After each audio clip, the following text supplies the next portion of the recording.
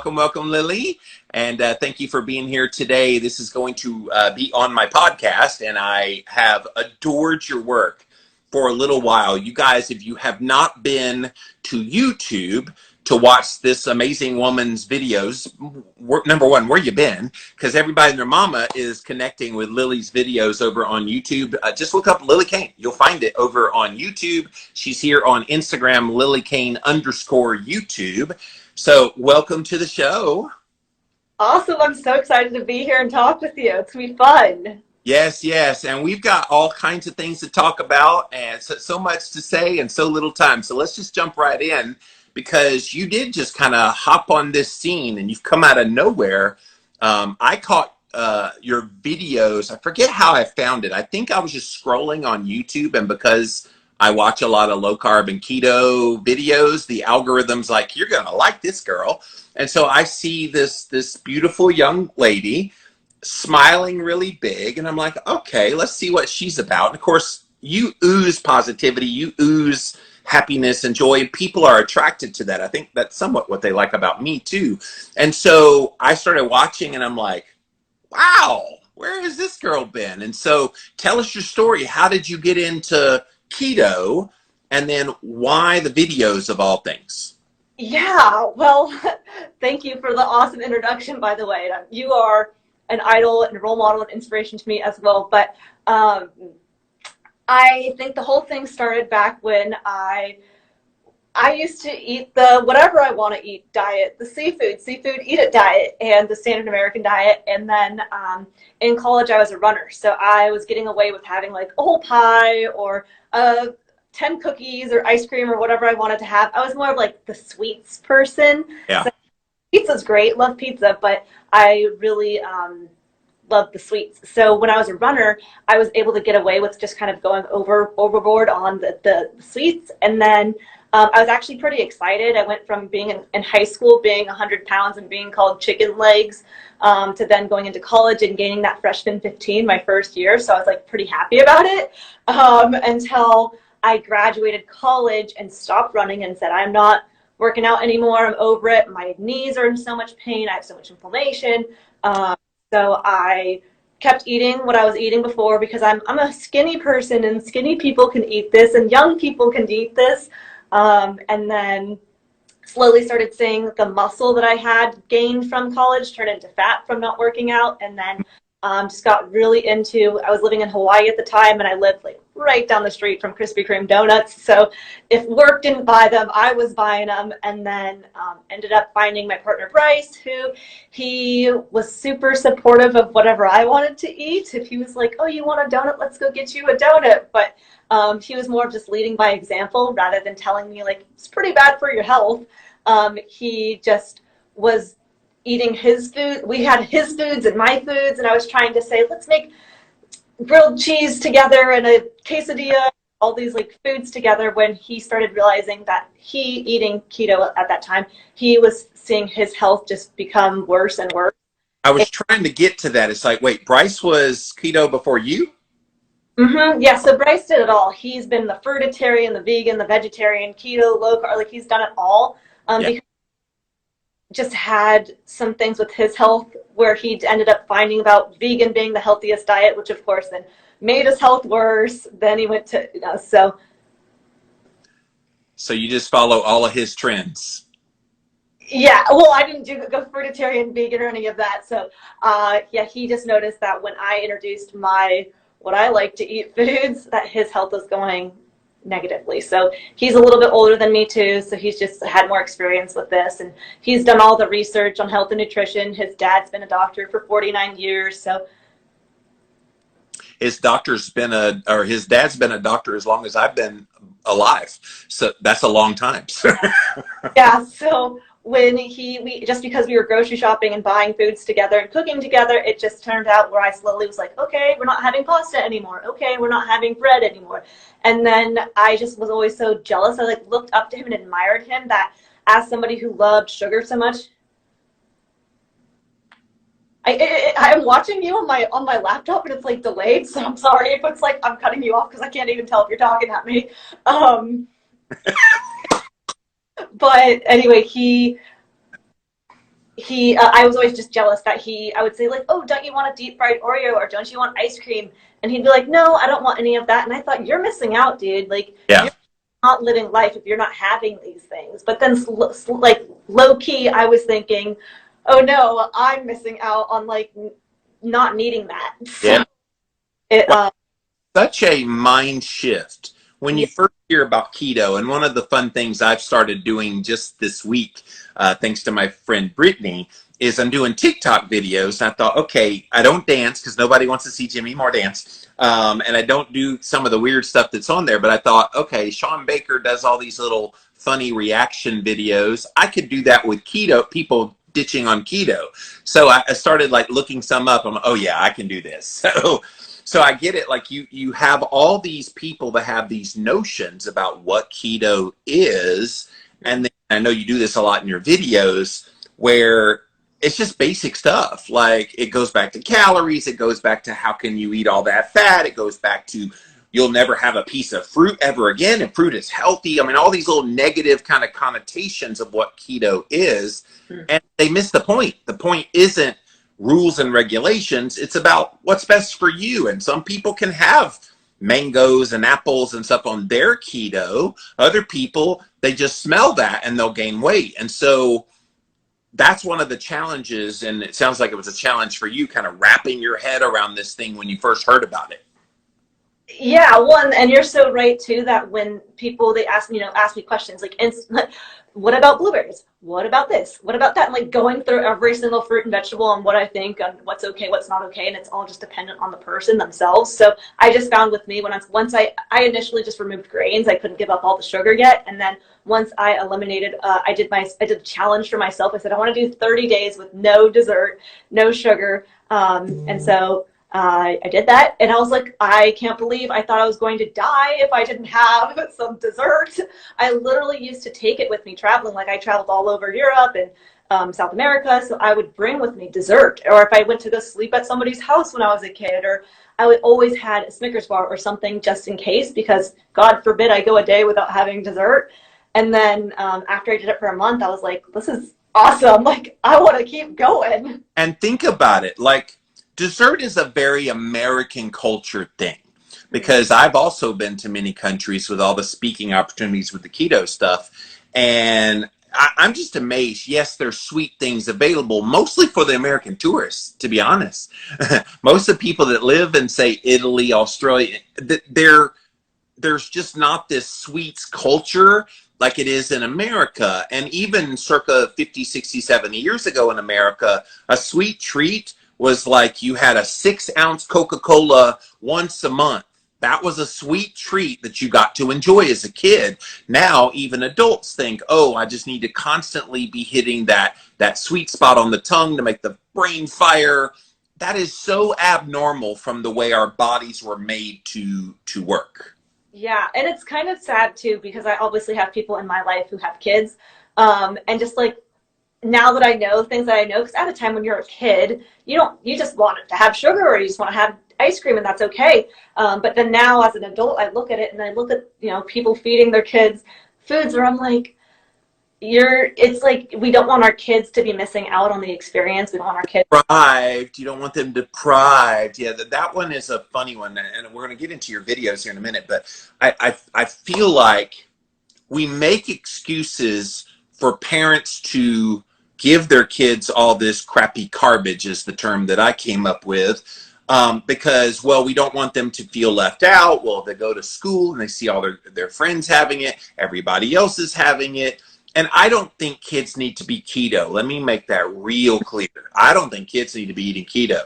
I think the preponderance of their diet should be real whole foods of all kinds. Starchy, sugary, fruity, all the things, along with fat and protein. That way their bodies get used to knowing what healthy nutrition looks and feels like. It's going to help them grow properly. It's going to have all the kind of basic essentials of making them amazing adults when they become an adult. And so that's what's missing now. All the things that we give kids as food is anything but food. Yep, exactly. Yeah, I just watch kids in my life be eating red vines for breakfast, a granola bar for breakfast. It's like, oh boy. I mean, I ate those things too, and I turned out okay. So it's not the end of the world, but The it's goldfish, that one was the big shocker. I lived with a Navy couple when I was in grad school, and they had 3 young kids, and they had goldfish, and they had all these little snack things, and it's just like, and even the ones that think they're being healthy, they give them like a granola bar-ish or the fruit roll-up. Oh my gosh, I read the label of fruit roll-up, and I wasn't even into nutrition at the time. And I'm going, holy crap, look at all the sugar in this. Well, it's natural from fruit. Yep, exactly. Well, even just talking about snacking reminds me of all the times where I was just like snack, snack, snack, snack, snack, because it's just that's what you do. And then now people ask me like, oh, what kind of snacks can I eat? And I'm like, snacks? People eat snacks? And it's just because you get used to like eating a certain way or doing a certain thing. You forget, It's like I haven't had a soda in probably 15 years, so I'm like, people still drink soda? it's not just what you do, it's what's encouraged for you to do. I remember when they kept saying, well, you should, especially dietitians, they're really bad about this. Not the wonderful ones in the keto world. We love you guys. But the mainstream dietitians, they'll say, well, just eat something every 2 hours to keep your blood sugar from dropping, which I'm thinking, why don't you eat foods that don't mess with your blood sugar and it won't drop? Yeah. Yep, it's like hindsight's 2020. At the time, that made a lot of sense. I was talking with Dr. Lisa Weidman the other day, and she was saying how we're always told to eat the colors of the rainbow, and it's Yeah. just, that's all I remember as a kid is like you eat as much color as you can get. Like I have my colors, I have my shrimp and my salmon, my whitefish, and my and she just lists all these different animal products that are red, orange, white, and yellow. Yes, I don't think Carnivore Doctor meant Skittles with Eat the Rainbows. So you started keto. Tell us about the initial experience. Obviously, you had your now husband there to help you. Like, talk about the experience of what it was like and why you got so gung ho about it, because you didn't really have a bad weight problem, did you? No, I didn't suffer from mental health issues. I didn't suffer from weight. I didn't suffer from autoimmune diseases or skin issues. So I'm kind of like one of the weirdest spokespersons for this kind Weird. Oh, you're weird, all right, but we love every bit of it. So of relate to people. They're like, they if I don't have this crazy story, but I just mostly was come from me having that sugar and carb addiction and didn't even know I had a sugar and carb look, addiction. I feel like your story is more powerful than a weight loss story, and let me tell you why.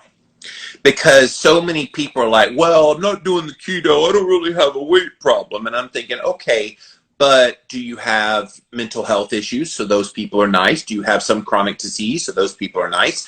I love it that you got to this just says, I need to eat better. And it's a good way to eat. You're proving that it doesn't have to have a reason. Mhm. Yeah, just do it, because then now you've seen improvements in various ways that maybe you didn't even realize you had issues until you went keto and went, holy crap. Yep, exactly, spot on. So when I did it, it's like I was pretty like happy person, I thought in general. But then once I removed, I mean, I'm assuming a lot of it's from the sugars, but just that my brain chemistry was being altered by all of these processed foods. And so I thought I was happy, but thought I was like a normal person. And then when I removed all of that, I'm like, whoa, my energy level just went a lot higher. My mood's a lot more high. But something I noticed too, as like a female too, when it's like time for that time of the month, or if I'm watching a chick flick, that I cry. And now it's like, I don't cry. That's not like a Hey, normal thing to have. I cry at chick flicks. Romantic comedies are my things. Well, Give me all the Drew Barrymore. I love Drew Barrymore movies. Ugh. Oh. oh, man. I'm all about Ryan Gosling. Ah, well, yeah, he's kind of dreamy, right? So, So yeah, I realized that after I removed a lot of those foods that were, changing my brain chemistry, literally, that I don't have those highs and lows of energy or those like emotional mood swings. I thought mood swings were like everybody had them. And then I did end up losing weight. I actually ended up losing too much weight that I tried to, now I'm just eating a lot more food to try and, Bryce and I are in a game to see who can gain weight the fastest. It's been like 6 months, 7 months, 8 months that we've been trying to do this. But Are you lifting? Is that how you're trying to gain weight, is to build muscle? well, initially, well, yes, that, but also just like eating more food. I didn't have never tracked my calories. I've never tracked my macros. And then I just like ate until I was full. And then Yeah. it happened that when I was full, I was eating at a pretty calorie deficit. So I, That's one of the dangers when you go keto, especially when you're teeny tiny like you are, is it's so easy to undereat. And you almost have to remind yourself some days you're so sated just from being well nourished that your body kind of goes, I'm good. And so you're like, well, I'm satiated. And people write me all the time, Lillie, they have for many years. Well, I'm not that hungry. So I ate one meal, it was 500 calories. yeah. It's okay. And I'm like, no, you're better off if you eat 0 than if you eat 500.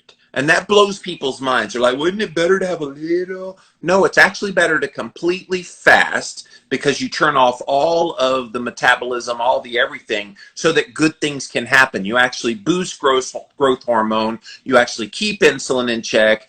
All these good metabolic markers improve. But if you have a little something, the body goes, all right, the dummy's going to give us some food, a little bit. And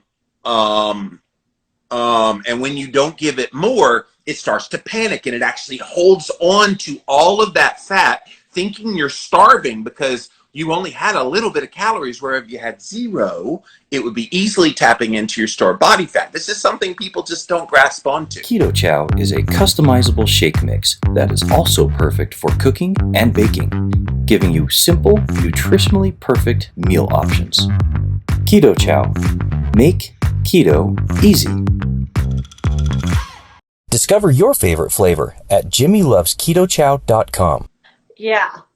So I was just getting used to eating little calories, and I was like, I need to start eating more food just to build more muscle and build more weight. So I slowly have just been like adding an extra egg each for like a month. I'll try having, instead of 2 eggs, now I'm having 3 eggs. Now instead of having 3 eggs, now I'm having 4 eggs. So I'm just eating food and slowly adding it in, because I know if I were to have gone from like what I was eating to like now eat, somehow 800 more calories, it would have been a lot. So I Well, eating more food. in your videos, you're all the time saying, I don't have any idea what kind of calories I'm eating, guys. I'm just eating. And I love it. And I look at when you made some burgers in one of your videos the other day that I was watching, and you had 3 in the pan. You said 2 of these are for my husband, one's for me, and then I'll have this and add this to this. And it was kind of cool. And you do that kind of thing quite a bit. So transition to why you started doing the videos. What was the idea? Obviously, you're very gifted at and making the graphics to look good. Like I do a lot of videos on YouTube as well, a crap load of them, but I don't do the graphics near like Lillie Kane does. Well, how it started is that I found out about YouTube probably a year ago. So I didn't even know how to subscribe to a channel until a year ago. And I was like, this is pretty cool. People are like just sharing things about their life and like helping people. And there is a guy named Mr. Beast. So if you don't know who Mr. Beast is, he's like the #1 YouTuber, but he basically makes so much money with YouTube that he gives all of his money back to people. And it's just like really positive and it's encouraging. So I was like, I could do that. Like I want to like help as many people as I can help. And I read a book called The Millionaire Messenger by Brendon Burchard, and he talks about how we all have a story and experiences, and that if we share them with other people, then we can really help people, even though we might not think so. And so it really stirred in me that I wanted to share my actual story of like my background and my growing up.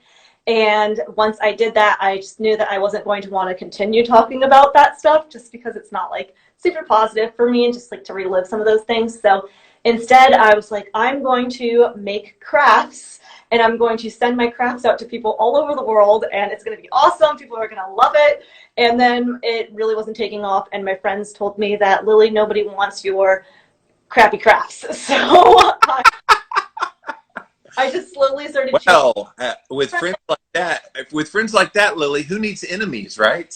Right, exactly. So I ended up just slowly changing into like how to look more beautiful, or how like things that are trending in 2021. And then I ended up just posting a video saying what I eat in a week. I just eat meat and butter, and then that video went viral, and then it was like so many questions on like, why don't you eat fruits, or what's wrong with vegetables, or what, and then it's just like made me have like want to answer people's questions and help people that way. And I just started realizing so quickly how many people don't need crafts to be happy. They need like good food and good health to be happy. So you're an accidental keto YouTuber. Yeah. Like, I mean, that's amazing. When you told me that story off the air, I was like, wait. Because I thought the way you present yourself now, it really looks like that was your intention all along. But you're now taking it and running with it, which again, I think is wonderful. Again, guys, go look up Lillie Kane over on YouTube. But yeah, like that's cool though, that you were kind of like bouncing around, finding your niche. And as somebody that's one of the old guys in this community, I actually was on YouTube 17 years ago, long before I started podcasting. I did this show called Living La Vida Low Carb on YouTube. And it was just me on the camera with my then wife, and we were doing just silly videos talking about keto and about low carb and about all the ins and outs of everything with this. And it was fun, and I enjoyed it. It got a modicum of people to watch. And a lot of the people watching this on YouTube now have been with me for all that time. So like, that's cool that you found your niche and now you have your audience, you're growing. What do you, I think I saw what, 3,000 almost you're at? Yeah, 2,000. Yeah, so that's cool. Yeah, I just started like 5-6 months ago. In earnest started like, yes, this year you started, and that's great. So guys, go subscribe. You're gonna really enjoy it. And so I'm a huge fan of your work. I engage in your videos. I just really love the vibe you put off. And you and I know of each other's work, but recently you wrote to me and you said, hey, I don't know if you know, but I have this story from my past, and you alluded to it just a moment ago, but go watch this video. I don't think you know, and I didn't know. And I watched this video of what happened to you in your childhood. A picture of commitment, determination, poise, and grace. She has not allowed challenges to get in the way of doing well in school and good in her community. NBC7's education reporter Rory Devine has her story. A senior at Claremont High School, Lillie Meekum says she didn't expect her name to be called as our Inspirational Student of the Month. We met her in art class, only to find out later she won prizes for her art at the Del Mar Fair. She's in theater. She's vice president of ASB, vice president of Key Club.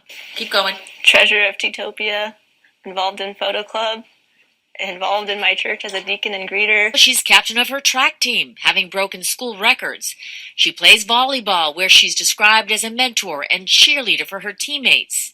And I've done a lot of walkathons and raising money for different, like arthritis and leukemia, and I have gone to the Boys and Girls Club and tutored children. Plus, she works at Baskin-Robbins. And did I mention she has a 4.3 GPA? I just love school so much because it was a way to get away. And now I'm here, and it's awesome. Everything this year has been really great and coming together, so I know that all the things I dealt with in the past were all for this year. The past. That's what brought her here. My mom is an alcoholic, and my dad left when I was really young. Problems were so bad that she even evicted my sister and I when I was 13. She always had different male figures in the house trying to be our new dad, who were usually abusive, verbally and physically. So without going into too much detail, I'll just say that I have stories about rape, stories about men wrestling in the front of my home, smashing a lava rock into one another's faces.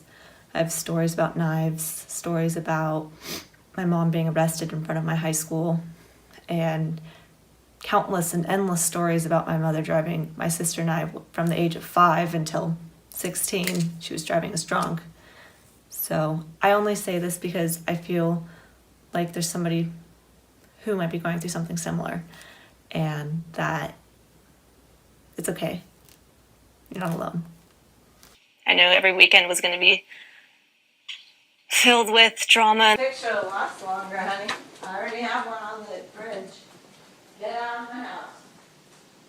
I'm so sick of you being... She just came in and took all my stuff and threw it on the ground. And the police were involved all the time, and then I just loved school so much because it was a way to get away. Hello. future Lillie or whomever it may concern. Tonight is the night before my emancipation hearing, and hopefully it goes well tomorrow. So, got a text from my biological father and got in trouble for kidnapping, and there's just a lot of drama happening right now. It's too much to write down, it's too much to express, and whatever happens,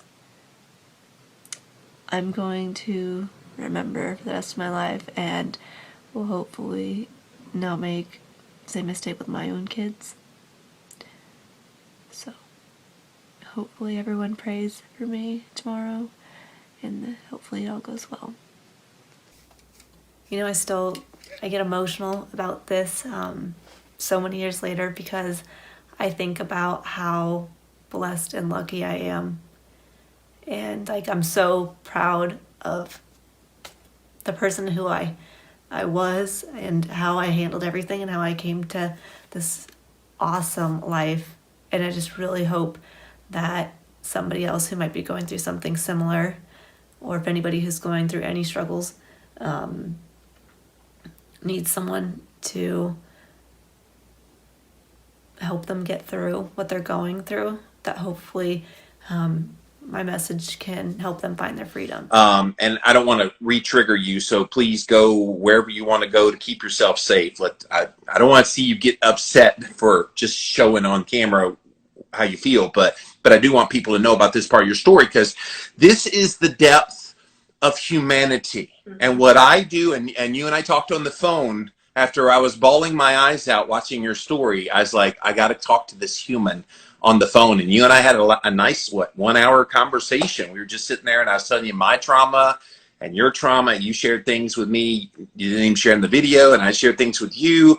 And it just, I don't think we do enough of that, Lillie. And by the way, that meant a lot to me that we were able to have that conversation, because it makes you realize you're not alone. You're not the only one going through stuff. And in one of the videos that I saw with you talking about it, you were like, hey, whatever you're going through, if you've been through this, you've been through that, you're not alone. You've got support. You've got a story. And Brendan Bouchard is right. You got a story, you share it. And it's through those stories that people watching us right now on Instagram Live, watching on the replay, or listening on the podcast, this is life. And if we don't do life, nothing else we talk about matters. It doesn't matter how many carbs is in a banana. Don't give a shit, to be honest, if life isn't happening. So talk about whatever you want to talk about around the edges of it, if that helps, or whatever. But I feel like people need to hear a bit of your trauma story, because it does make who you are now all the more extraordinary, that you're this beautiful, positive, smiling young lady with what you went through. Thank you so much, Jimmy. And it was so meaningful to me too to talk to you on the phone the other day for such a long time. It meant a lot to me. I guess for whoever is listening, just in the past, I grew up. I have a sister. She's 16 months older than me, but other than that, we just have been each other's rock for the whole time. My mom and dad were divorced when I was probably 3 or 4 years old. I was just too young to remember. And then my mom was addicted to alcohol, but she was able to get custody of my sister and I, and then she kind of just made it uncomfortable for my dad to ever want to come around. I'm pretty sure he was addicted to drugs and alcohol. He moved to Mexico. It was just, I don't even know, haven't heard from, don't know anything about my dad since I was like 5. And then my mom was addicted to drugs and alcohol, always had different male figures in the house trying to be dad, and the police were over at our house all the time, and like there's stories of rapes and of knives and abuse, and just like the trauma that people don't want to have when they're a kid. But then at the time, like, I just didn't know what it was like to not have that. I didn't know that I knew that other people's families did not have that going on, but I didn't know like what that really meant or felt like. So I just got pretty comfortable with like going to sleep crying, or just praying, or really just getting involved in school and just becoming absorbed with being anywhere but in the household.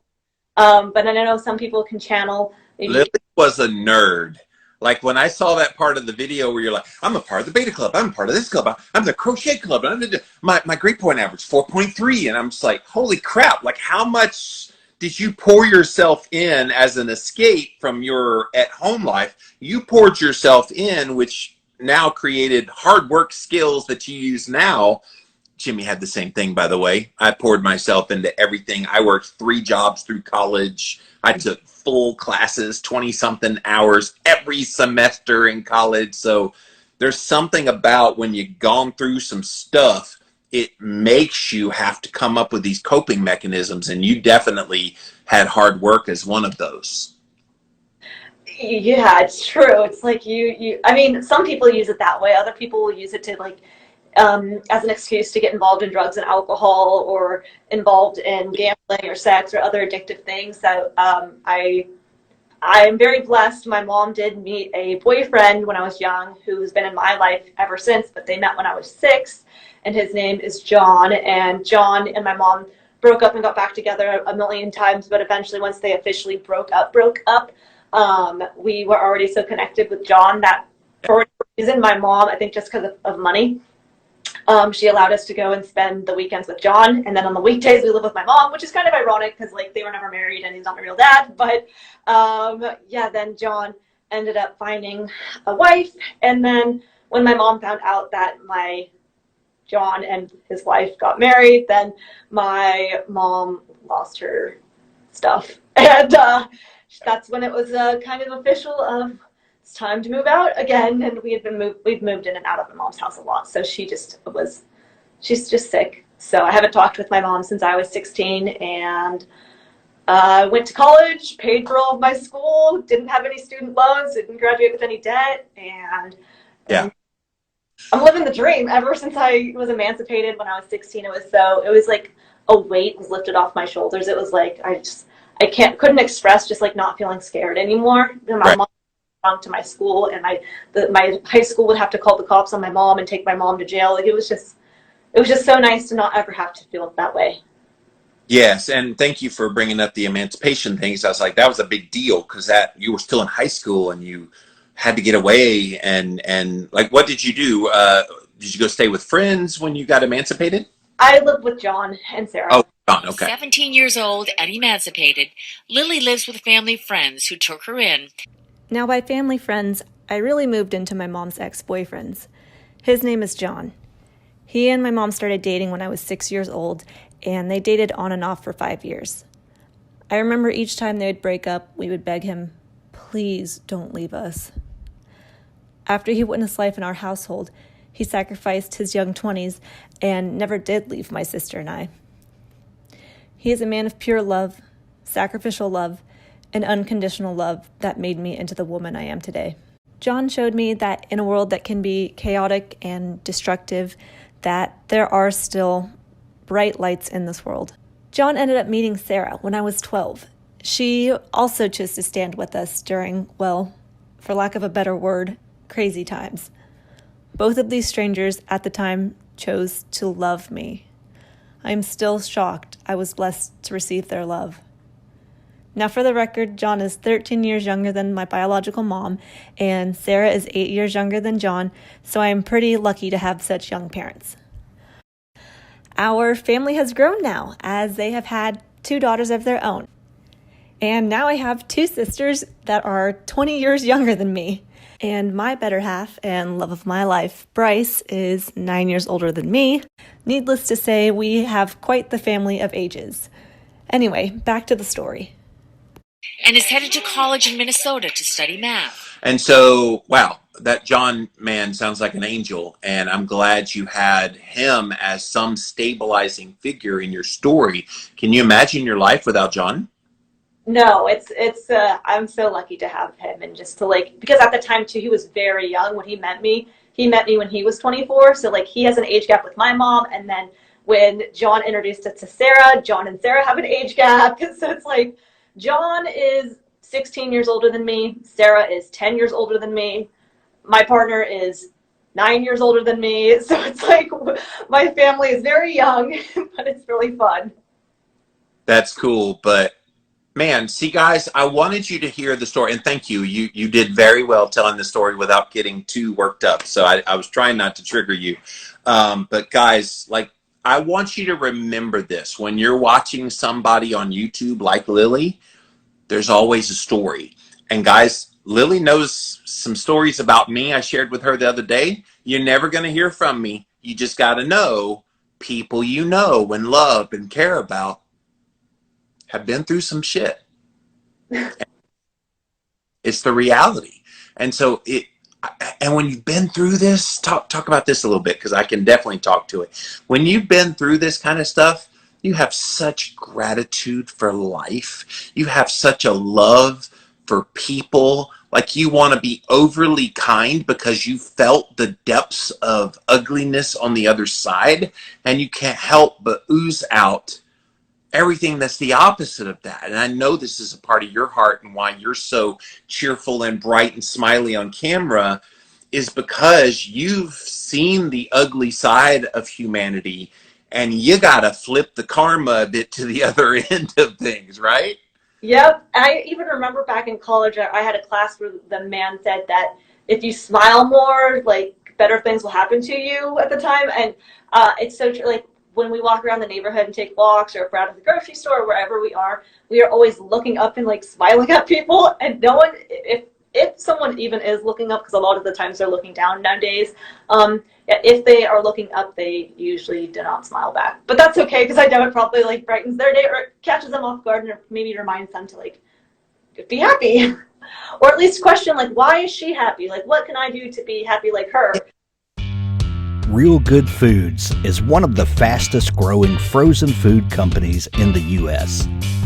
Everything they make is nutrient dense, high in protein, low in carbs, and made from real food ingredients. Instead of using processed flours, everything they make is 100% grain-free and gluten-free, which is how they keep their carbs so low. They can be found at Costco, Walmart, Target, Kroger, and in almost every grocery store nationwide. Or you can order online. Check us out today at realgoodfoods.com and at Real Good Foods on social media. Yes, that's the thing, because I'm the same way, by the way. I will make you smile at me if it kills you. But yeah, I feel like people will feed off of the energy of people like you and me. I think that's why our conversation the other day was just, because we were both feeding off each other's energy, and then you're sharing very vulnerably. And that's the other thing. That's what I loved about our conversation about when the people I allow in my life, which is not many.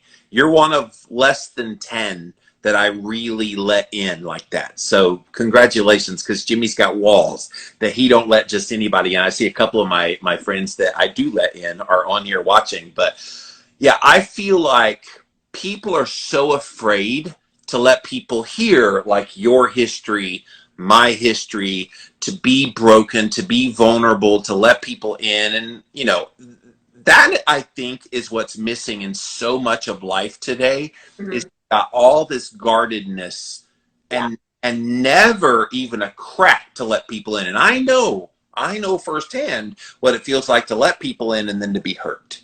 And all of my friends now, yourself included, I have every confidence you would never do that to me. And I know you still probably have a little bit of that struggle as well, of letting people completely in because of the hurt you've had. But then there's just something, you just know who the right people are. Absolutely. It's like my energy just gravitates towards people. And I'm like, I always wanted to have like the friend group I imagined in like the movies, where it's like, I'm going to be a popular cheerleader with all these pretty friends or whatever, something like shallow as a young person. But then I grew up and I was like, I can't connect to these people who don't maybe have as much.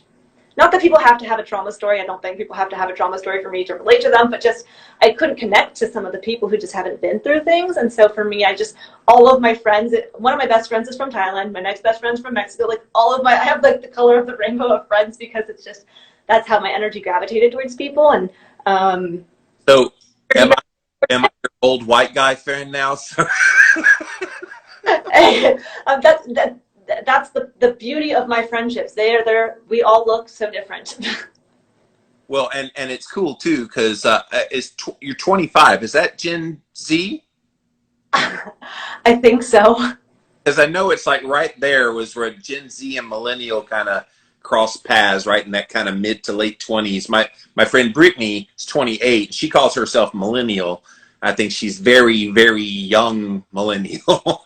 But yeah, okay. So, but like you and I aren't supposed to get along. I'm a Gen Xer. You're a Gen Zer. We're not supposed to get along, but like we do. And that's the beauty. Like you said, you gravitate to those people that you connect with, and trauma connects people.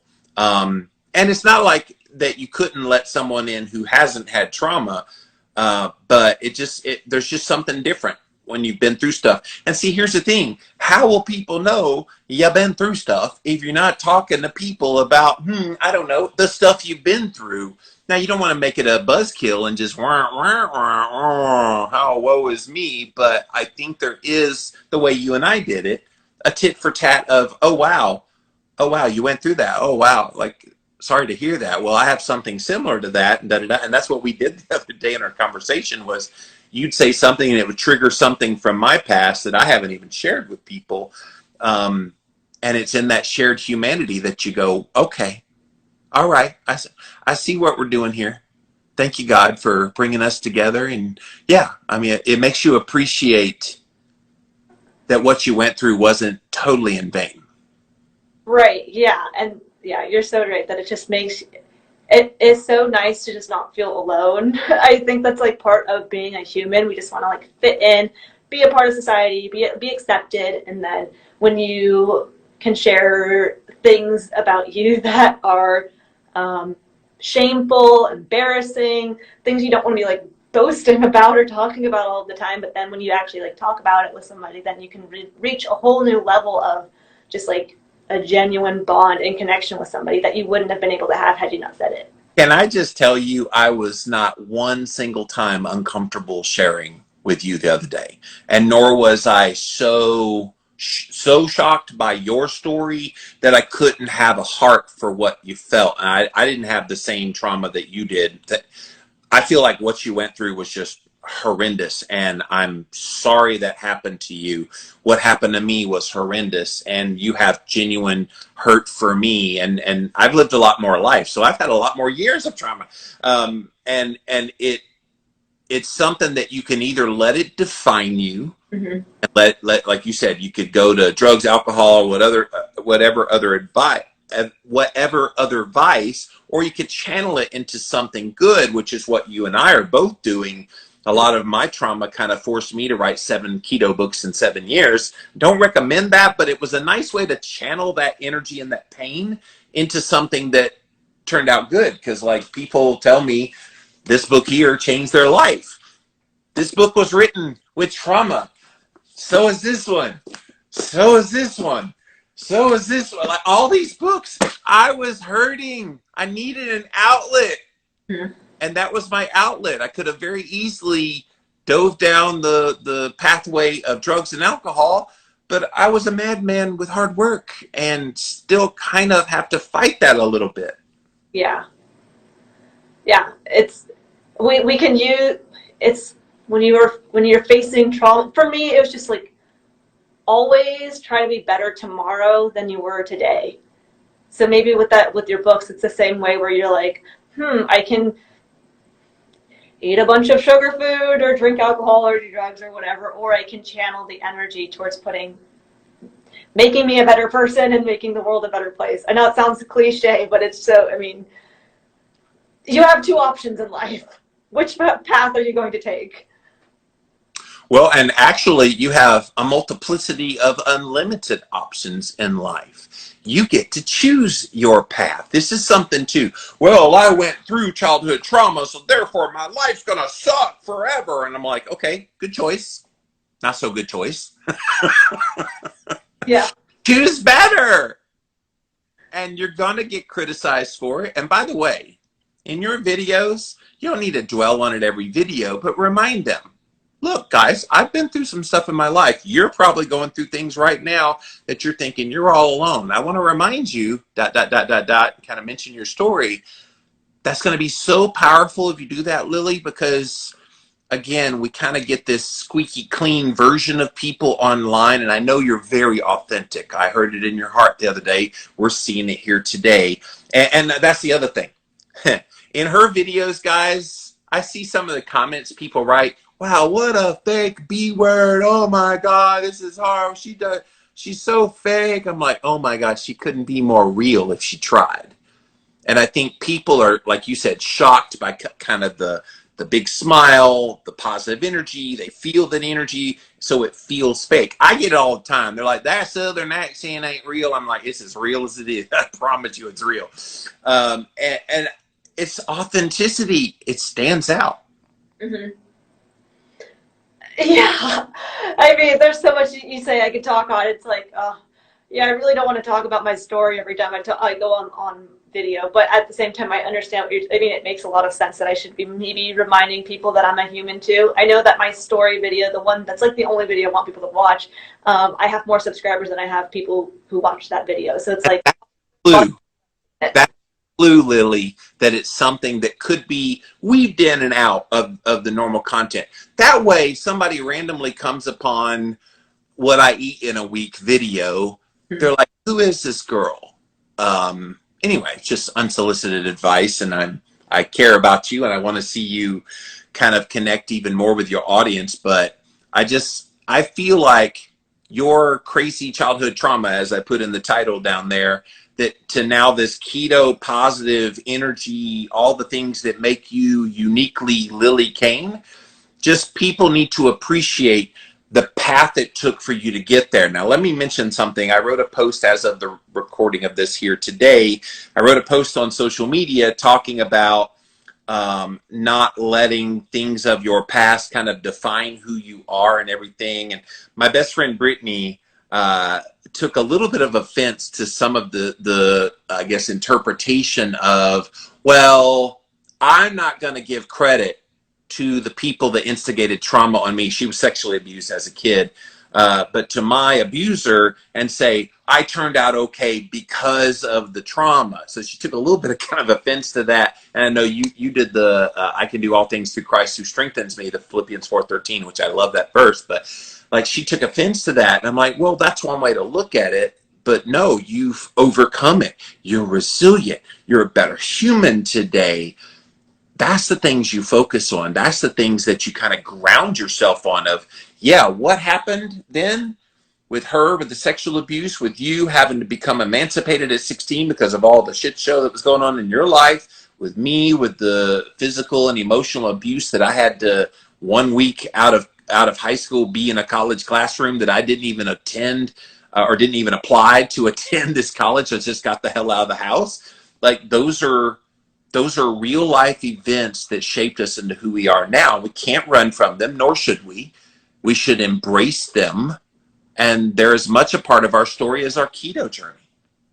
yeah, absolutely. And it's so, like, I mean, back to just connecting with people and just like, if you share that story or share things that you've gone through, it makes it seem like you're a real human, because we all go through stuff.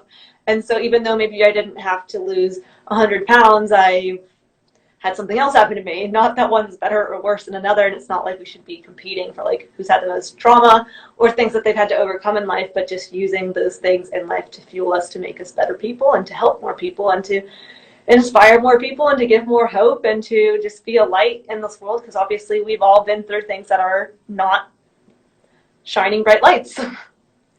Absolutely. And by the way, guys, she doesn't just do videos of like what she eats. She actually does interviews as well. And I've looked at some of your interviews. You are such a natural. I've had to work at this thing a long time to get good at it.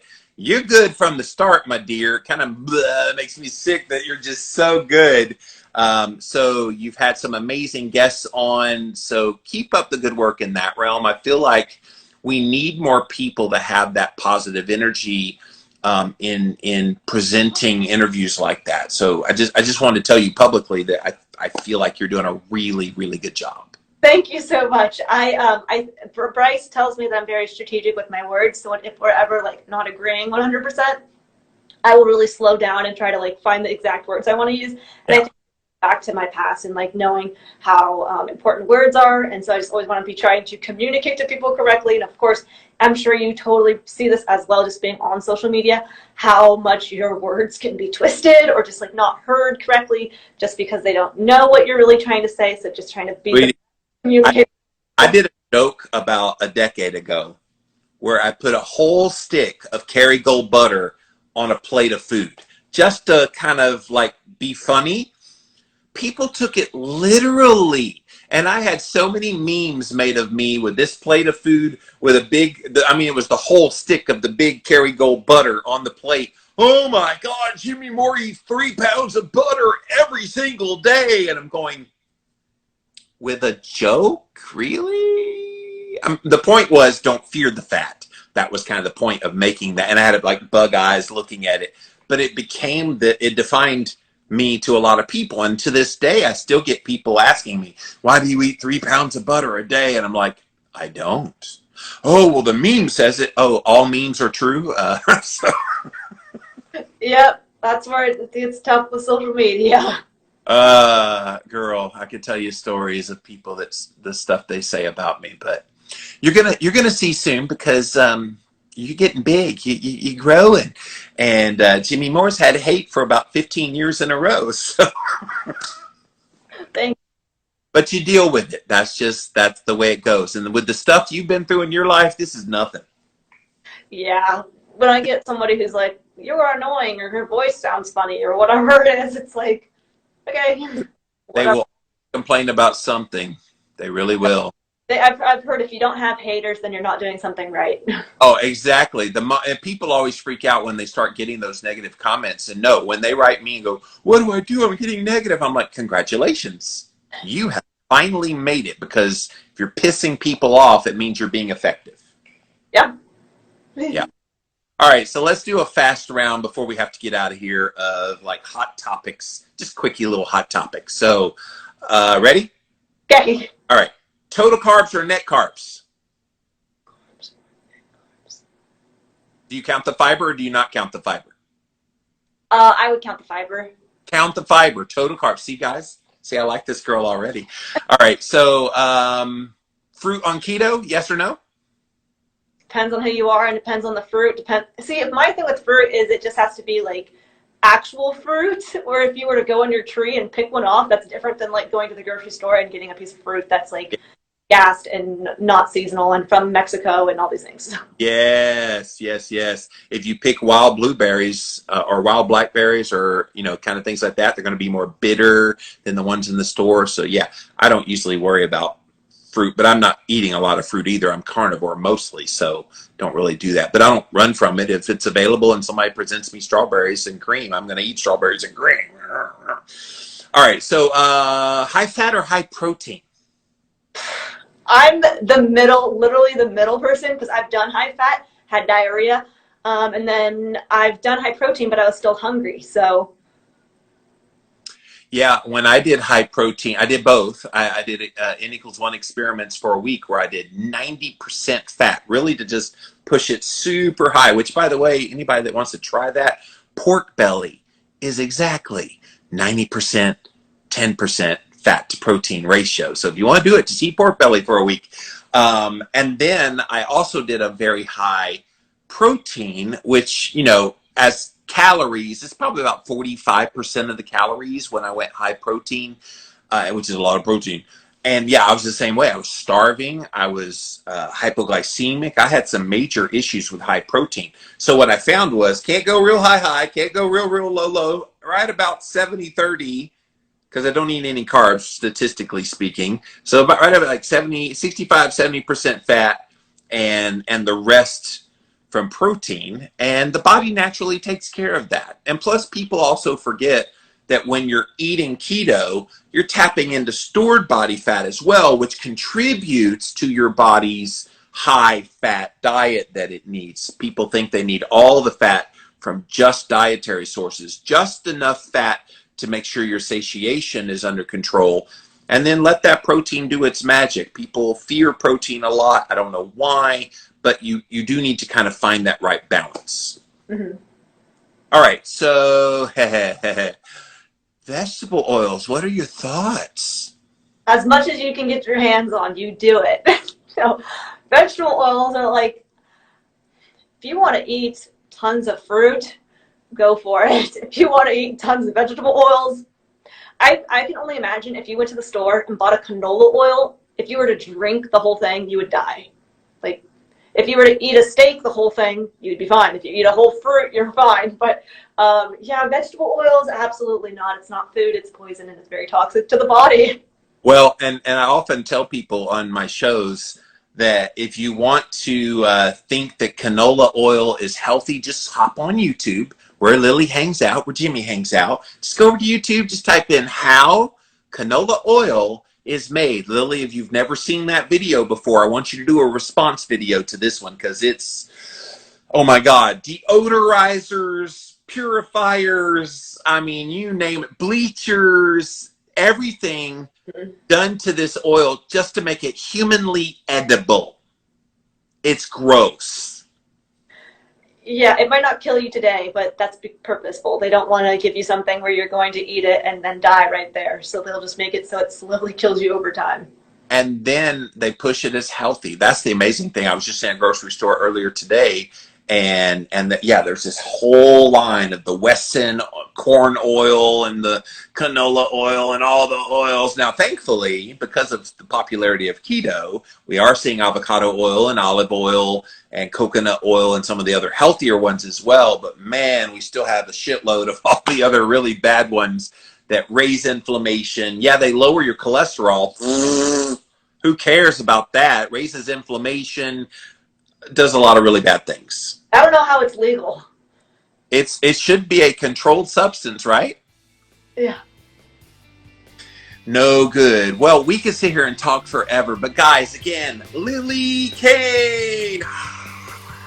Go follow her over on YouTube. Just look up Lillie Kane and you'll find her videos, or right here on Instagram, Lillie Kane. That's LILLIEKANE_YouTube. Let's blow this girl up. I think the work you're doing is fantastic. You are an amazing human being. Really glad I got to get you on here today on my show. Thank you so much, Jimmy. You are the best. We all love you so much. Thank you so much for all of your kind words and for your support and for doing this.